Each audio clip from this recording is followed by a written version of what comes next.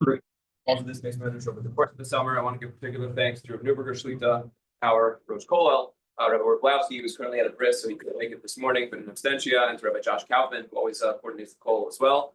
Thank you all for again, advancing our people through your Torah learning over the summer.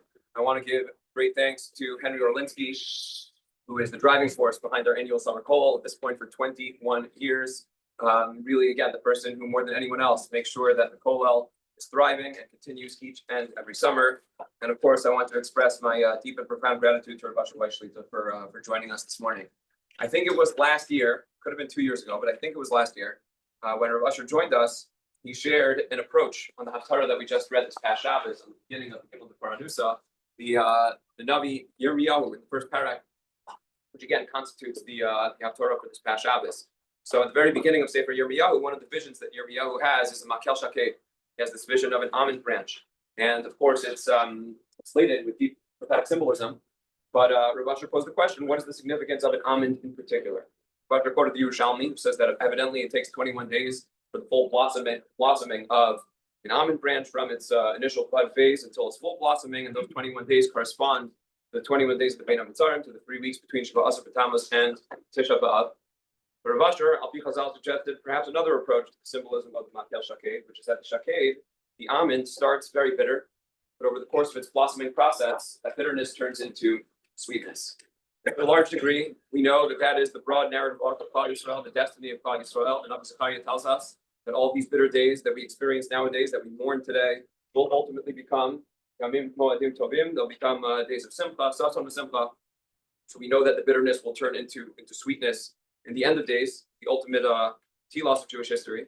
But we also know that even now, to a large degree, that is the Jewish experience as well. Even in the prophecies, in Yirmiyahu Perek Aleph, in which he is beginning the prophecies of doom, the prophecies of destruction, that will ultimately come to define Yirmiyahu Hanavi's prophetic career. Even at the end of that Perek Aleph, there is some nechama that is offered. Even on Tisha B'Av, as we head to the afternoon of Tisha B'Av, there is some measure of nechama. That notion of sweetness is built into the Jewish experience as well.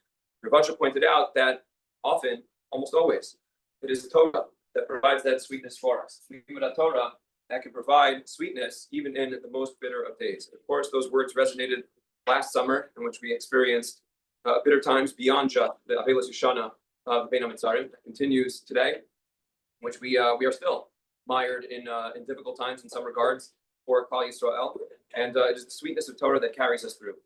But if I can be so bold to add one feature to what Rav Asher said last year, it would be this. Very often that sweetness, for most of us, for Klal Yisrael, for the Hamonam at large, it's very difficult sometimes for us to find it ourselves. And we need someone, a great Jewish leader, someone the caliber of Yirmiyahu Hanavi, to provide that sweetness for us, to demonstrate it to us, to show it to us, help us experience that sweetness. When we no longer have Nevi'im, we turn to Chachamim. Provide that for us instead. Hazal tell us in some ways Chacham Adif Minavi, the Chacham is even greater than the prophet. Unfortunately for us here in Bnei Yeshurun, every single year, we have the opportunity to derive that sweetness of Torah from the sweet Torah of Rav Asher Weiss Shlita. I announce every single year, I hope to do so, continuing in the future as well, that as much as this has become an almost regular feature of our calendar, something that we look forward to every single year, a highlight of the Bnei Yeshurun calendar, it is never, ever something that we take for granted. Fully recognize what an amazing privilege and opportunity it is to have Rav Asher in our Medrash every year sharing words of Torah. And every year, in the bitterness of Bein HaMitzarim, we have the opportunity to have some sweetness. So again, the sweet Torah that Rav Asher offers has become a part of our nechama over the course of the difficult period that we experience together this time of year. So once again, it is such, again, a privilege and something a gift that we really do not take for granted for a moment. Here, Torah from Rav Asher Weiss. We're so grateful that he's come. We've taken around 20 years at this point, possibly the 20th year that Rav Asher is joining us in Bnei Yeshurun. And without further ado, we have the supposed to hear Torah from Rav Asher.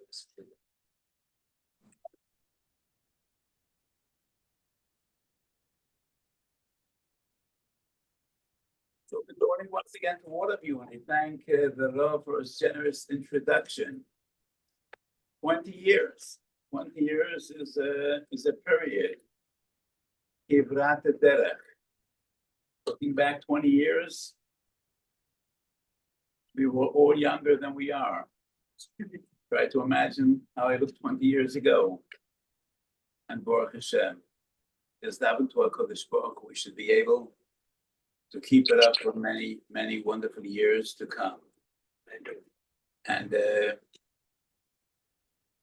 this is one of the most beautiful kehilas that I know in America. And it is one of the few places which I feel at home, being far away from home. So thank you to all of you.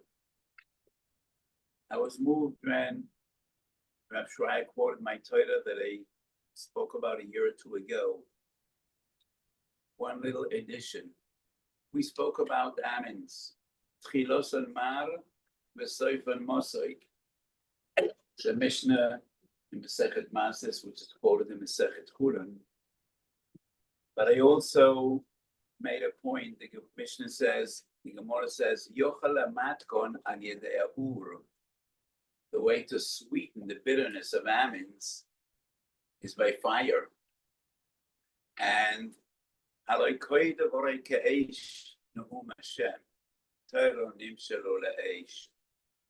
with Torah, we can bring somewhat, some degree, some level of sweetness into the pain of galus. Torah nimshelo la'esh. Yi'atu Hashem be'esh hitzato, u'be'esh ato osel le'benaisa. It is with Torah that we ultimately will be zeicha to binyan Beis of Mikdash. So the very first source of the 4 fast days associated with Korban Habayis is the posuk in Zechariah Perek Chet. And the very first mention of these tragic, sad days of mourning is in a positive context. When the Navi says, Tzoma Revi'i v'Tzoma Chamishi, Tzoma Shvi'i v'Tzoma Asiri, Yihiyu leBeis Yehuda, L'sosoin u'Lesimcha, u'Lemoyadim Toivim. The Navi promises these days, these tragic days, will ultimately be transformed into days of joy and celebration. The Gemara in Rosh Hashanah Daf Yud Ches asks, "Korelei Tzoyim, v'korelei Sasam v'Simcha." The pasuk starts off, Tzom Revi'i, Tzom Chamishi, Tzom Shvi'i, v'Tzom Asiri. And then the pasuk goes on, Yiyu leBeis Yehuda l'Sosain u'Lesimcha. So the Gemara says, Bizman sheyesh Shalom, Sosain v'Simcha. Bizman sheyesh Shemad, Tzoyim. Bizman she'einoi lo Shalom v'lo Shemad, Ratzu mit'anim, Ratzu lo mit'anim. 3 different periods, 3 different and distinct times. When there is peace for Israel, no fast, just joy. Sosain v'Simcha. Bizman sheyesh Shemad, when we are in an existential threat and the Goyim want to destroy us, so Bizman she'einoi lo Shalom v'lo Shemad. And those are the majority of the days in our history. Depends on you, the Navi says. And we could choose one of 2 options. Ratzu mis'anim, Ratzu ein mis'anim. There's a machlekes in Rishonim, how do we define Bizman sheyesh Shalom? Rashi and the Ran, on the Sabbath of Rosh Hashanah, say, Bizman she'ein yad hanochrim tifo oleinu. When we are not subject to the Goyim, and we're not harassed, we're not troubled, Sosain v'Simcha. But that is a minority opinion. The Ramban and the last one, the Ritva, the Torah Simentav Kuf Nun, the Maggid Mishnah Perek Mehilchas Taniyos, they all say Bizman sheyesh Shalom, Bizman shebeis Hamikdash Kayim. It is only when the Beis Hamikdash will be restored, only then will it be Sosain v'Simcha. Bizman sheyesh Shemad Tzom. So there's a machlekes that is showing them how do we define Bizman sheyesh Shalom and when. are these days supposed to be days of joy, to dance and to sing? According to Rashi, when we're relatively free, most of the Shonim say, Beis HaMikdash. The Torah, Sementov Kufnun writes, in our days, it is as man sheyesh shmad, and therefore, our fast is Takones and Nevi'im. Let me just give you a little background why the Torah writes these are days of Shmad. The Torah was a son of Medrash, one of the greatest Rishonim, was a disciple of Rameh Marotabu, probably the father of Toras Ashkenaz. Ram Rothenberg was in jail for many years. He died in custody. He had three great Talmidim, the Rosh, the Mordechai, and the Agos Maimonides. Two out of the three were murdered by the Crusaders, Mordechai and Agos Maimonides. The Rosh had to flee and run away. He leaves Germany, where he grew up and learned and taught, and he goes south to the Islamic state of Spain. Ultimately, he arrives in Toledo, which in our sources is called Tulatula. And then the unbelievable happens. This Ashkenazi scholar becomes the undisputed leader of Sephardi Jewry. How did that happen? So probably on the way to Toledo, he passes Barcelona and he meets the Rashba. The Rashba was about 30 years older than the Rosh, and they get to know each other. And the Rashba is moved by this young Ashkenazi scholar. And he writes in a letter that the Rosh Rabbeinu Moshe is about Savori Yeshua. Probably that impressed the leaders of the Sephardi community. And the Ashkenazi Rosh, from Worms, becomes the leader of Sephardi Jewry. So the son of the Rosh was the Tur. The Tur's wife, his daughter, his younger brother, who was also his son-in-law, Rabbi Yehuda ben Harosh, married his niece, his brother's daughter. So the Tur's wife, his daughter, and her husband committed suicide, not to fall into the hands of the Christian crusaders.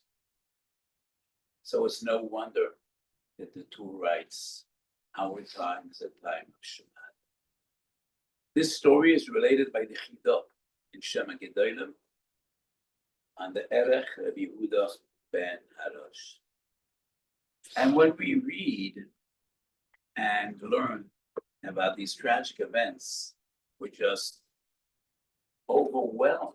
Now these Gedolim, the Rosh and the Tur, living in such a difficult and painful time and going through the suffering they endured, how they gave us these magnificent works of Torah, Al-Ba'aturim, Piskei HaRosh, Shuvas HaRosh, that illuminate Torah for ages.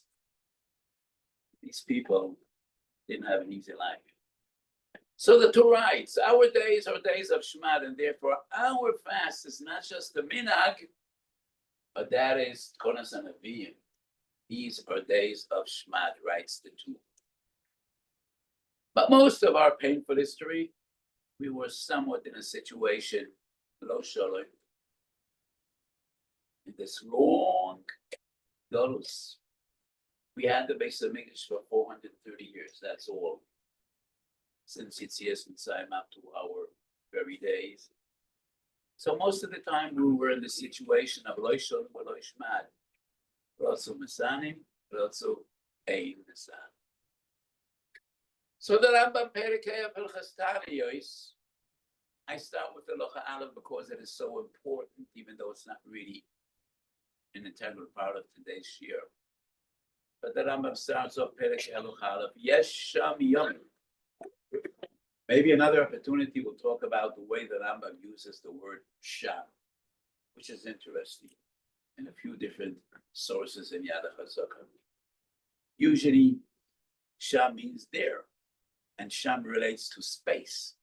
It's either here or there. But the Rambam uses this word differently, and he writes, yes, Sham Yam.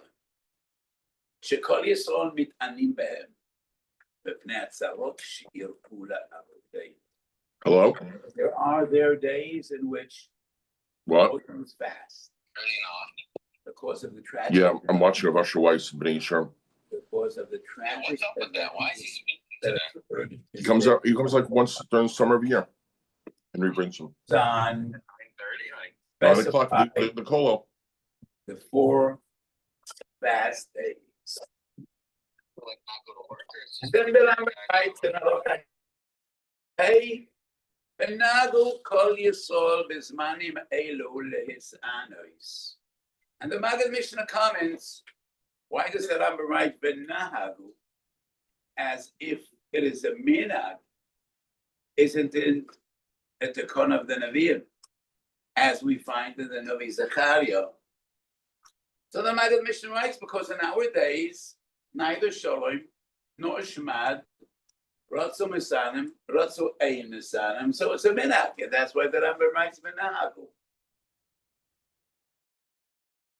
And then he already wonders, seems to be a mistake, because the Lashon of the Rambam in Perek Hey is v'nagu kol Yisrael b'zmanim elu litanot b'yud gimel ba'adar, and that is Tanis Esther.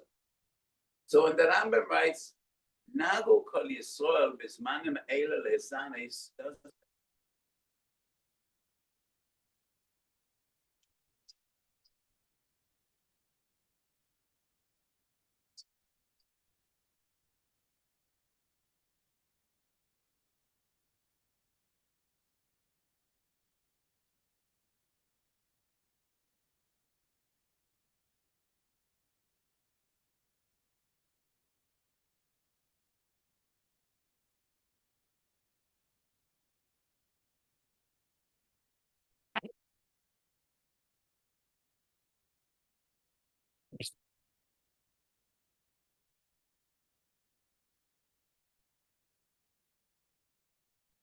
is the minhag lesanis, but also on Tanis Esther. But in all the reliable sources in Rambam, like Shavsa Frank,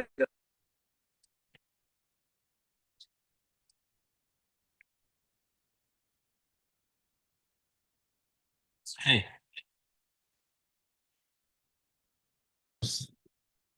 not in the Mishnah nor in the Gemara. It is a relatively new fast day that we adopted in the days of the Gaon, and that is why it's a minhag. So the question is, how do we define some of the Eivet, some of Chamishit, some of Shvi'ivit, some of Asiri? And those are the 4 fast days, Shavuos, B'Tamas, and Tisha B'Av, Sora B'Tevis, and some Gedaliot, all associated with various different stages of Korban Habayis.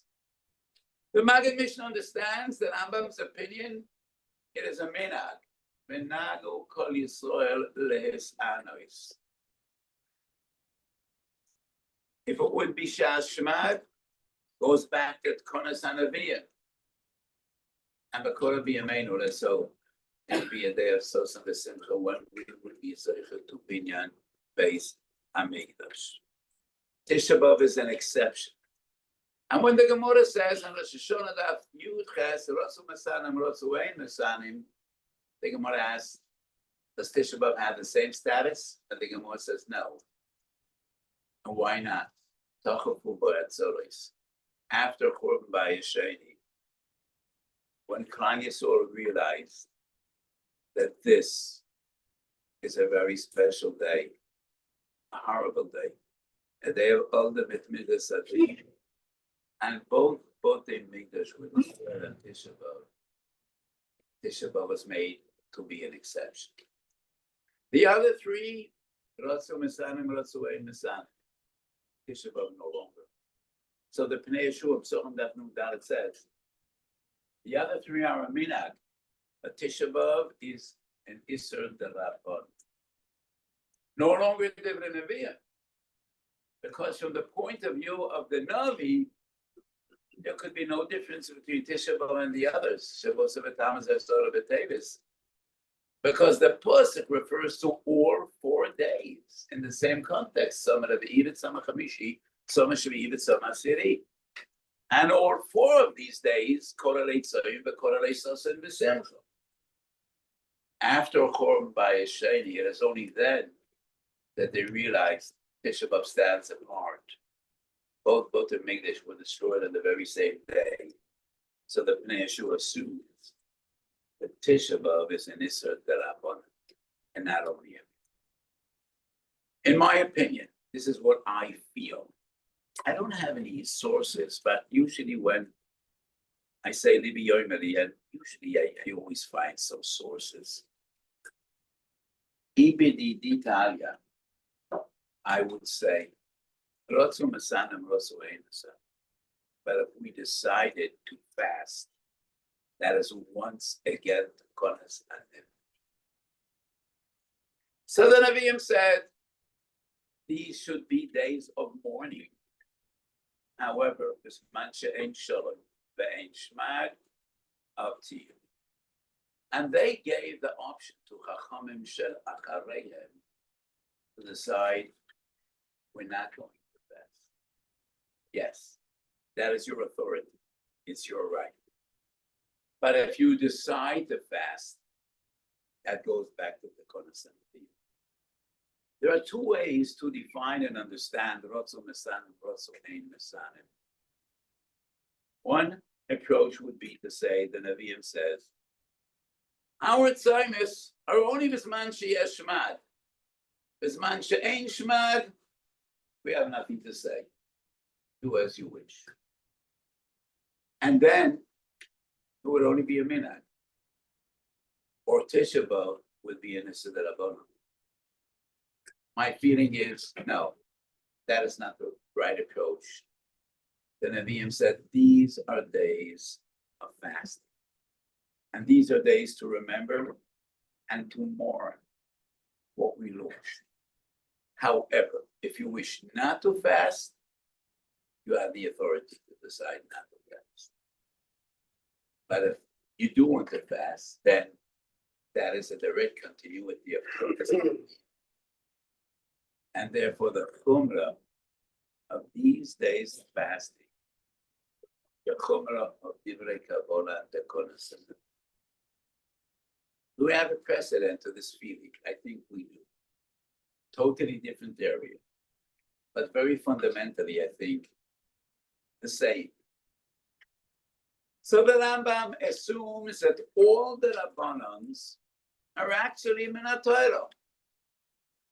Because every Derabanan goes back to Lois Soso, min haDover asher yegidon lacha.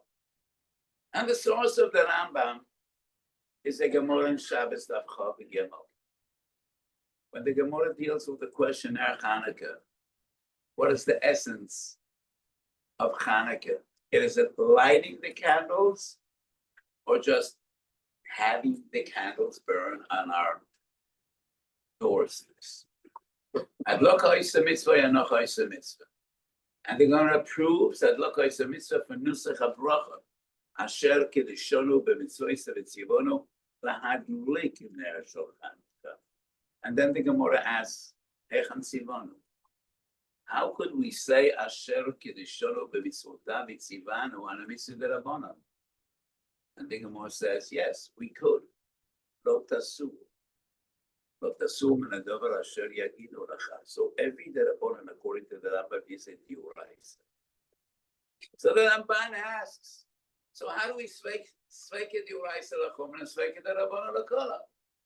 If every D'Rabbanan is actually a Dioraita, and every D'Rabbanan is a mitzvah Dioraisa because the Torah says like so why would there be a greater level of leniency when it comes to the Rabbanan and we say, Sveike the Rabbanan Lakula? The Ramban answers, and he says, the Torah says Loisosu, but the Torah gave the authority beyond Chachamim. And the Chachamim, based on the authority that the Torah gives them, they are the ones to decree. our isurim are only outside havada. Our takonas do not apply where there's a element of doubt. B'mokem suffolk, we did not answer. And therefore, speak of the Rabbanan Lakula. But when they did answer, it's a level of an Issa. And I say the same regarding the Dalit Soymas. These 4 fast days are Takonas and Nevi'im. The Nevi'im said, no Shalom, no Beis Hamikdash, no Shemad. You have the authority to decide not to fast. But if you do fast, that is our Takon. We do find differences in halacha between Tisha B'Av and the other 3. Differences every Jewish child knows. It is only Tisha B'Av, Leiloi Ki Yoim. All the other fast days start in the morning, Galoi Shachar. Tisha B'Av by the Shkia, like Yom Kippur. Only Tisha B'Av, there's a prohibition not only eating and drinking, but Chamishu Inuyim, like Avelis and like Yom Kippur. So there are very clear differences in halacha between Tisha B'Av and the other 3. And that is based on the fact that the Gemara says Tisha B'Av no longer depends on the Rotzo, but Rotzo. Tisha B'Av stands upon because of the Churm of Tuvot and Mikdash. In Simitov Kuf Samach Zayin, in the first Sif, we learn a halacha, which is based on the Gemara Brochas Yudanet. And a fast day, you could taste food. Up to a Rabbias, you could take it to your mouth. Like Isashi and Tosis, do you need to spit it out, or could you even swallow? Both opinions are brought in Simitov Kuf Samach Zayin. And that applies only to the other fast days, not to Tisha B'Av. Iboros umenikois, pregnant women, nursing women, do not need to fast Shavuos B'Tammuz or Asor B'Teves, but they do fast on Tisha B'Av. So in all these different halachas, there's more leniency the other days than Tisha B'Av, and that is based on the Gemara. Tisha B'Av is there.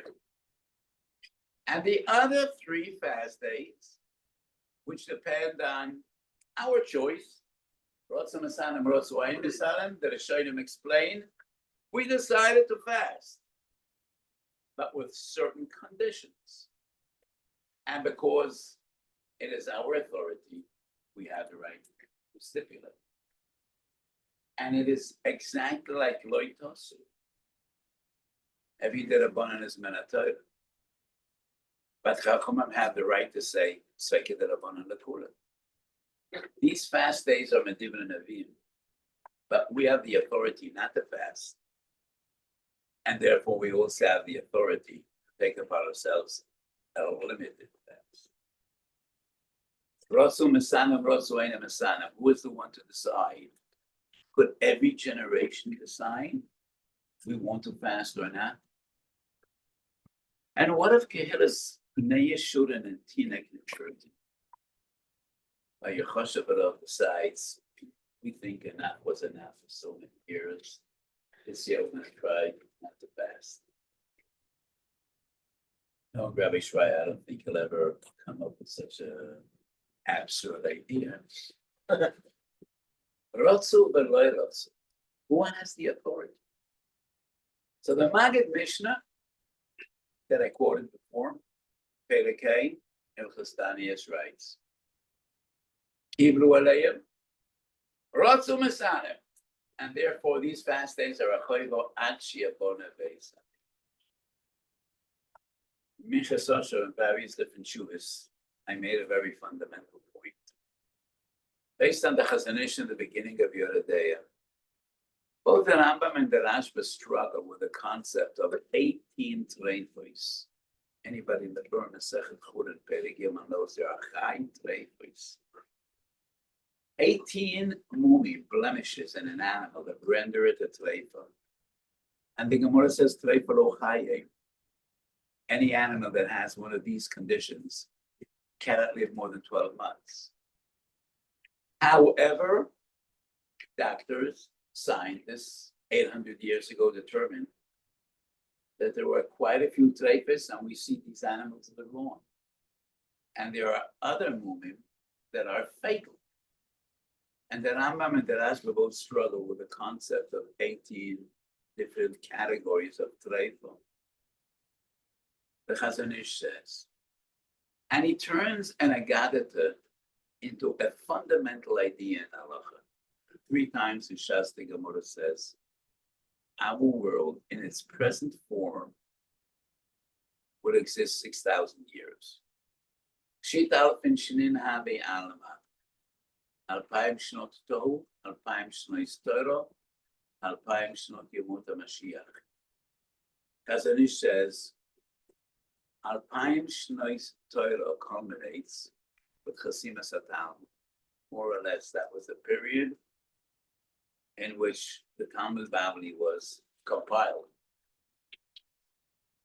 And that is a very important time in the tradition of Torah Shabbat. As if a Kodesh Baruch Hu tells Chachmei Talmud, look around, and whatever you see and observe, however nature manifests itself in your eyes, here and now, that will be halacha forever. So, by Alpayim Shnei Torah, this was what Chazal observed in Chai Treifos. Things might change, but those changes no longer affect halacha. And I think that is one of the most fundamental principles in halacha and Torah Shabbat. And that is a teretz of so many difficulties we have and contradictions between halacha and science. Does everybody know when a subsman Kriya Shema every morning? Gimel Shois. And it's a machlekes Magen Avraham and the girl. Gimel Shois from the Leitzer from the Alois. Why Gimel Shois? The Gemara says, man, kimas halacha. Kings get up early in the morning. I think if we make a survey, when do kings get up in the morning today? We could give a huge gift to yeshiva boys and give them another 2 or 3 hours. Kings in days of yore were very, very busy. Primarily, they were busy killing all their adversaries and supporting all their admirers. That's what the kings usually did.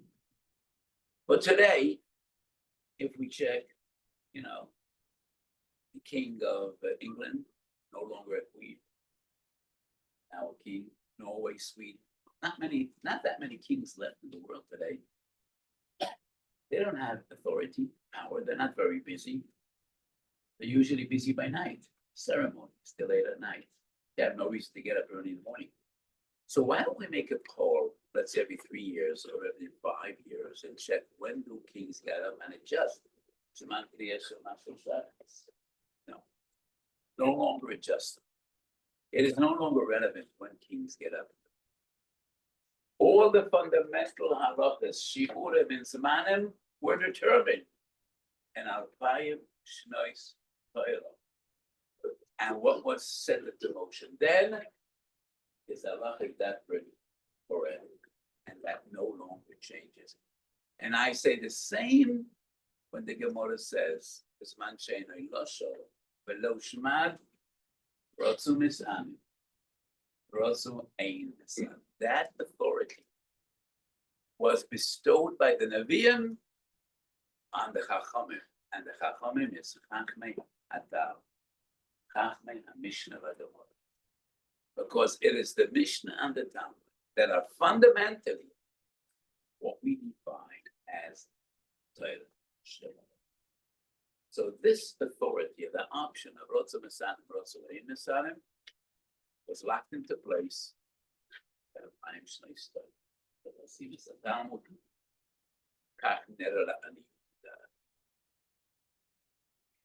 So let's go back to the pasuk we started today's shir with. Sama Revi'ivit, Sama Tamishit, Sama Shvi'ivit, Sama Asiri, Yula Ben Sevido, Lesasoin, Ula Simcha, Ula Moedim Tovim, Bo Emes, Vashaloim, Vahev. What does the safe of the pasuk have to do with the relation? So the beginning of the pasuk is a dream, a utopian dream, much more than a dream. It's a prophecy. It's a promise. And the Navi promises, a day will come when no longer mourn and cry. You will sing and dance in joy.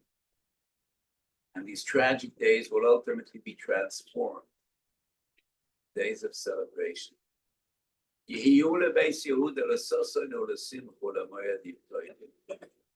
When? The Navi says, you will want to know when. The Navi says, I cannot tell you when. I could tell you how. When? It's up to you. O emes v'shalom ahev. What does that mean? Everybody is familiar with the Mama Chazal, called Dor Shalom Yivne Beis Hamikdash B'Yom. And for many years I've been asking, what do Chazal say? Everybody shouts out, Gil Chorabiyom. I no longer answer that question because I said this so many times, so many people already know what the proper Mama Chazal is. It is not called Dor Shalom Yivne Beis Hamikdash B'Yom of Gil Chorabiyom. That's a mama nowhere to be found. What Chazal say is far more troublesome. Called Dor Shalom Yivne Beis Hamikdash B'Yom of Ma'alim Alav Ke'ilu Hu Hechrivo. And that's the Yerushalmi Yom Dalet. Moshe Lamad Dovedoima. You know, many things happen during one's lifetime. Some of them have to do with them, and most of them have nothing to do with them. So when we say Ke'ilu Chorabiyom, so on, transpired in our days, didn't just transpire. Someone bears responsibility. So a mom of 6 little kids, tomboys, leaves the house for 5 minutes and she tells her children, I'm just going down to drink a carton of milk. And I want to found the house exactly as I'm leaving. Did you hear? Goes down for 10 minutes, comes back with the milk. The big, beautiful window in the living room is shattered. The flower pot that was on the table is out the floor. The floor is swimming in water and flowers. And mom asks, who did it?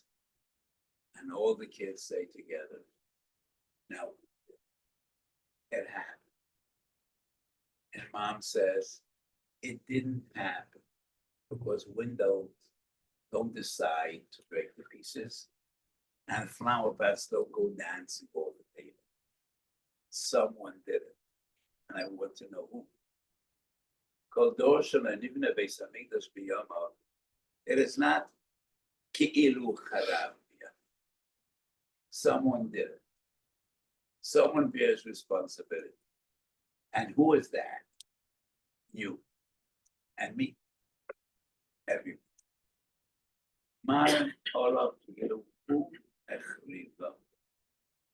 Because if we don't have a Beis Hamikdash, obviously it's only because we don't deserve it. If we would deserve a Beis Hamikdash, we would have one.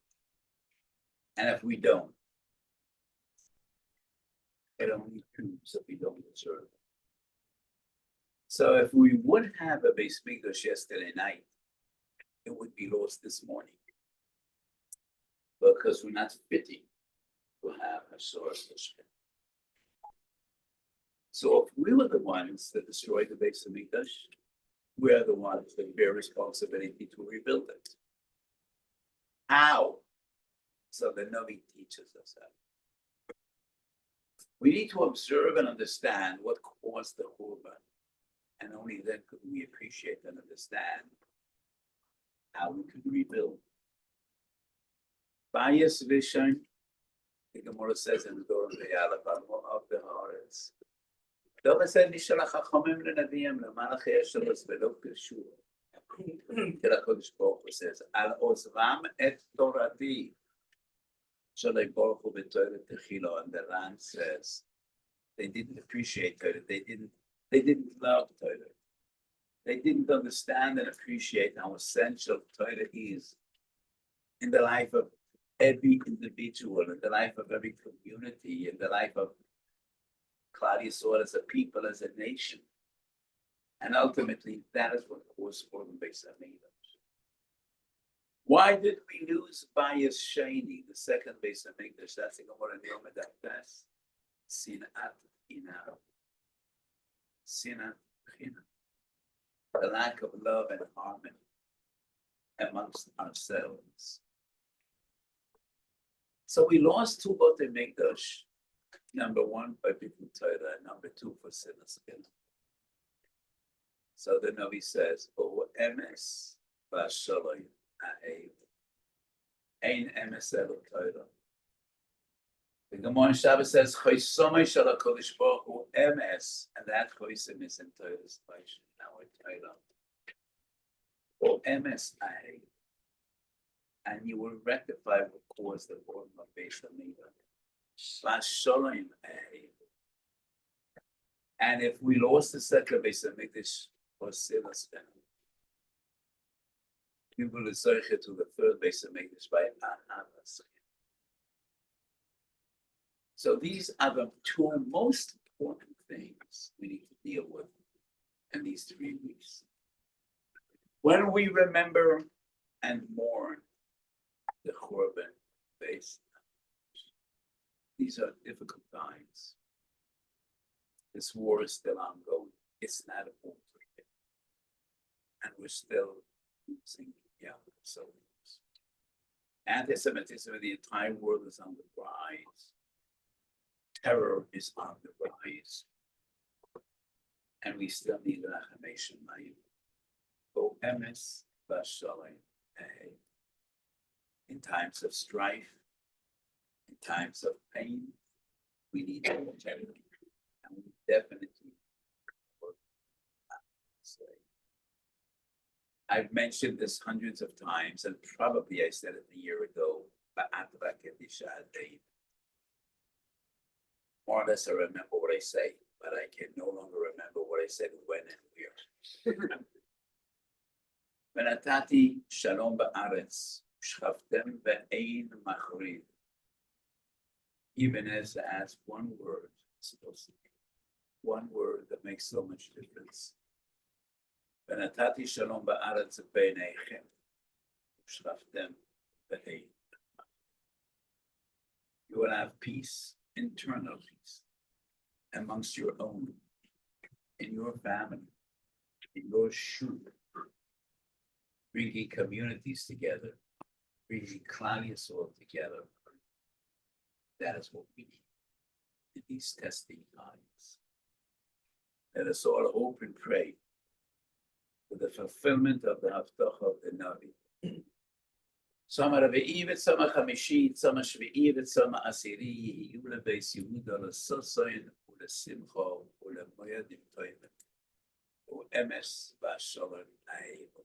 We should be safer than Mehera b'Yamein. Thank you all for having me. Thank you to the Rav, and a special thank you to my dear friend. I come every year, more than 20 years. It is Chaim Olinsky that is to blame. He introduced